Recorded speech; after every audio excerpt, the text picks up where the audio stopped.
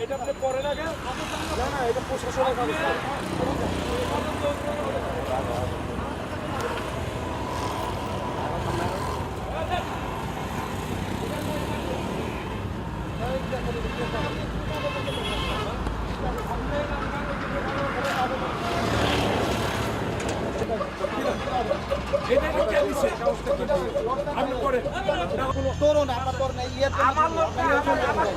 আপনারা মনে করেন আমরা বেগম খালেদা জিয়া আসবে আমরা গেট করবো আমাদের করতে দিবেন না আপনারা গায়ের জোরে করতে দেন না এগুলি আমাদের পারমিশন থাকার পর আপনারা কেন করতে দিবেন না কি কারণে দিবেন না আমি শুধু কারণটা জানতে চাই কি কারণে দিবেন না ইন্টারন্যাশনাল কোর্ট করবো এটা নিয়ে আমরা প্রবাসী আমাদের টাকা এই দেশ চলে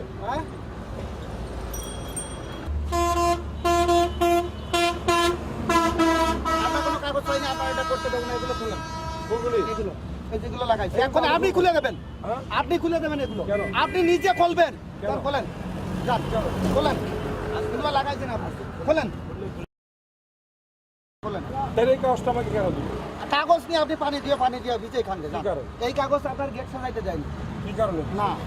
আপনি এটার উপরে আমার নাম আলেক খান আমি সাউন্ড সেক্টর আলেক আমার নামে আপনি রিট করে যান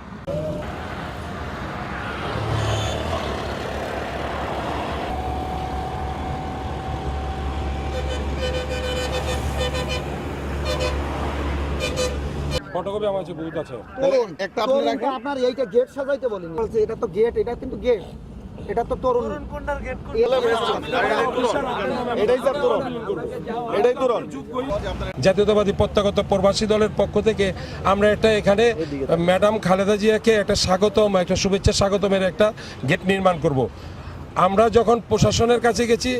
প্রশাসন বলছে এটা রোডস অ্যান্ড হাইওয়ের তত্ত্বাবধানে আছে এখন আমরা রোডের হাইওয়ে থেকে পারমিশন নিয়ে আসছি পারমিশন থাকা সত্ত্বেও আমাদেরকে এই গেটের